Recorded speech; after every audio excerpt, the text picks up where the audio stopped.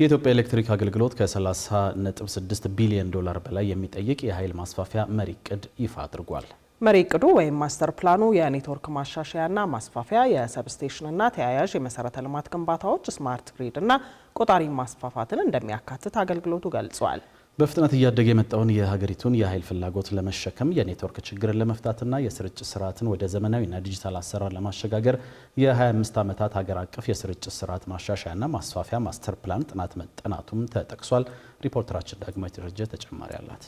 የኢትዮጵያ ኤሌክትሪክ አገልግሎት በፍጥነት እያደገ የመጣውን የኃይል ፍላጎት ለመሸከም የኔትወርክ ችግሮችን በተቀናጀ ሁኔታ ለመፍታትና የሀገሪቱን የኤሌክትሪክ ሲስተም ወደ ዘመናዊ ዲጂታል አሰራር ለማሻሻል የሚያስችል የ25 ዓመት ሀገር አቀፍ የኤሌክትሪክ ሲስተም ማሻሻያ ጥናት አስጠንቶ በዛሬው ዕለት ይፋ አድርጓል። ማስተር ፕላኑ ከ2024 እስከ 2049 የእቅድ ጊዜን የሚሸፍን ሲሆን የአጭር የመካከለኛና የረዥም ጊዜ የኔትወርክ ማሻሻያ፣ ማስፋፊያ፣ ዲጂታል ሽግግርና ኢንቨስትመንት ፍላጎቶችን ለይቷል። የኤሌክትሪክ ሲስተም መሰረተ ልማት ማሻሻያ ማስተር ፕላን ጥናቱ የመጨረሻውን የ25 ዓመታት የኃይል ፍላጎት ለማወቅ የሚያስችል ሲሆን የኤሌክትሪክ መስመርና የትራንስፎርመር የኃይል ጭነት ትንበያ፣ የአካባቢና ማህበራዊ ተጽዕኖ ግምገማ፣ የመሰረተ ልማቶች በቴክኖሎጂ ማስተላለፍና ሌሎች ጉዳዮችን የሚሸፍን ነው ተብሏል። የኤሌክትሪክ ኃይል የአንድን ሀገር የኢኮኖሚና የፖለቲካዊ አቅም እንደሚወስን የገለጹት የኢትዮጵያ ኤሌክትሪክ አገልግሎት ዋና ስራ አስፈጻሚ ጌቱ ገረመው ይህ መሪ ዕቅድ ይህንን ችግር ይቀርፋል ብለዋል።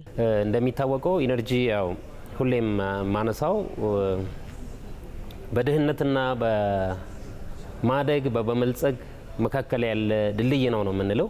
ያለ ኢነርጂ የኢኮኖሚ የፖለቲካል አቅም የአንድ ሀገር እንግዲህ በደንብ ይወሰናል ማለት ነው። በዛ ምክንያት ይሄ ሰፊ ጥናት ያስፈልገናል። ትልቅ ኢንቨስትመንት ይፈልጋል። በመጪው እስከ 2049 ድረስ ያለውን ጊዜ ምን ያህል ገንዘብ ኢንቨስት ማድረግ አለብን፣ የት ኤሪያ ላይ ኢንቨስት መደረግ አለባቸው፣ በምን አይነት አፕሮቾች ኢንቨስት መደረግ አለባቸው የሚሉ ጉዳዮችን የለየ ነው። በዚህ ጥናት 1100 መጋቢ መስመሮች፣ 183 ሰብስቴሽኖችና 79000 ኪሎ ሜትር ነባር መካከለኛ መስመር ዳሰሳ ተደርጓል። በጥናቱ ሰነድ መሰረት የሀገሪቱ የኤሌክትሪክ ከፍተኛ ፍላጎት በፈረንጆቹ 2025 ካለበት 4289 ሜጋዋት በ2049 ወደ 39327 ሜጋዋት ይደርሳል ተብሎ ይጠበቃል። በሀገራችንም በርካታ የህብረተሰቡ ክፍሎች አሁንም የኤሌክትሪክ ኃይል የማያገኙ ሲሆን ጥናቱ ይህንን ታሳቢ ማድረጉን ዋና ስራ አስፈጻሚ ነግረውናል። የገጠር ከተሞቻችን ገበሬዎቻችን እርሻዎቻቸውን ቤቶቻቸውን እንዳያዘምኑ የወሰናቸው የኢነርጂ በአካባቢው አለመድረስ ነው። እነዚህን በጣም በትኩረት ውስጥ የከተተ ነው። ቅድም እንዳነሳሁት ኦልሬዲ ኤክስፓንድ የተደረገው ኔትወርክ በ1 ኪሎ ሜትር ሬንጅ ውስጥ ወደ 57% ያህሉ ኔትወርክ ተዳርሷል። ይሄ ግዴ የሚያሳየን ቤቶቹን ሰፕላይ መስጠት የማገናኘት ስራ መስራት ነው ማለት ነው የሚቀረውና እሱ ደግሞ ትልቅ ኢንቨስትመንት ይፈልጋል። እሱ ላይ በሰፊው መስራት ይኖርብናል። በዚህም አዳዲስ መስመሮችን ከመዘርጋት ጀምሮ ነባሮቹን እንደሚፈለገው ለማሻሻልና ለማዘመን ከ30.6 ቢሊዮን ዶላር በላይ እንደሚጠይቅ የነገሩን ዋና ስራ አስፈጻሚው በ2030 የኤሌክትሪክ ኃይል የሚያገኙ የማህበረሰብ ክፍሎችን ቁጥር ወደ 75 በመቶ ለማሳደግ እቅድ መያዙን አስታውቀዋል። 2049 ድረስ የአክሰሱንም ካፓሲቲ የመጨመሩንም አፕግሬድ የማድረጉንም ጨምሮ ወደ 30.65 ቢሊዮን ዶላር እንደሚፈልግ ይሄ ጥናት ለይተዋል። በዚህ ሂደት ውስጥ እንግዲህ የእያንዳንዷ አንድ ኢንቨስት የምናደርጋት ዶላር ሪተርኗ ወደ $3 አካባቢ የተጠጋ እንዳላት ቅድም በቀረበው ፕሬዘንቴሽን በደንብ አይተናል።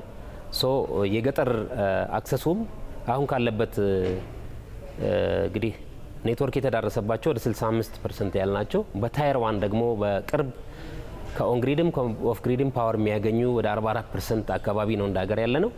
ስለዚህ ይሄንን ከፍ አድርገው ወደ 75 በ2030 ወደ 100 በ2035 ለማምጣት ሰፊ ስራ እንድንሰራ የሚያደርግ ሰነድ ነው ማለት ነው። ተቋሙ በርካታ ለአገልግሎት የሚያውላቸውን የመሰረተ ልማት ቁሳቁሶች ከውጭ የሚገቡ ከመሆኑ ጋር በተያያዘ የዓለም ነባራዊ ሁኔታ እክል እንደፈጠረበትም በዚህ ወቅት ገልጿል። የጂኦፖለቲክሱ ላይ ያለው ጫና በትልቁ ይህን ተቋም አፌክት ያደርገዋል። ይሄ ተቋም ከማመንጫ እስከ ኤንድ ዩዘር ወይ ደግሞ እስከ ቆጣሪ ለመኖሪያ ቤት ወር ለኢንዱስትሪ እስኪገባበት ያለው ኢንፍራስትራክቸር ከውጭ የሚገባ ነው። አሉሚኒየሙም ኮፐሩም ከዚህ ጋር ተያይዞ ትራንስፎርመር እና ሌሎች እቃዎችም ከውጭ የሚመጡ ናቸው።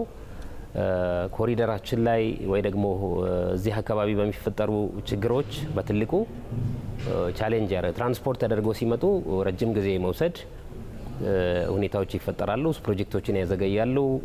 እነዛ አይነት ችግሮች አሉ።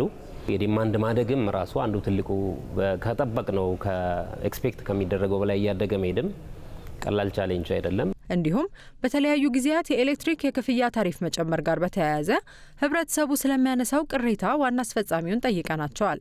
ኢትዮጵያ እንግዲህ ዓለም ላይ የመጨረሻውን ዝቅተኛ ታሪፍ የምታስከፍል ሀገር ነች። ከ2 ሳንቲም ያነሰ በዩኤስዲ ፐር ኪሎዋት አወር ነው እያስከፈልን ያለ ነው።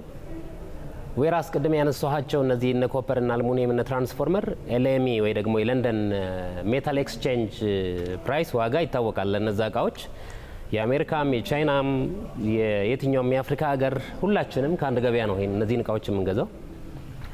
የሌሎች ሀገር ታሪፍ ይታወቃል። የኛ ደግሞ እንግዲህ አቅም አፎርድ የማድረግ አቅምም ስላለ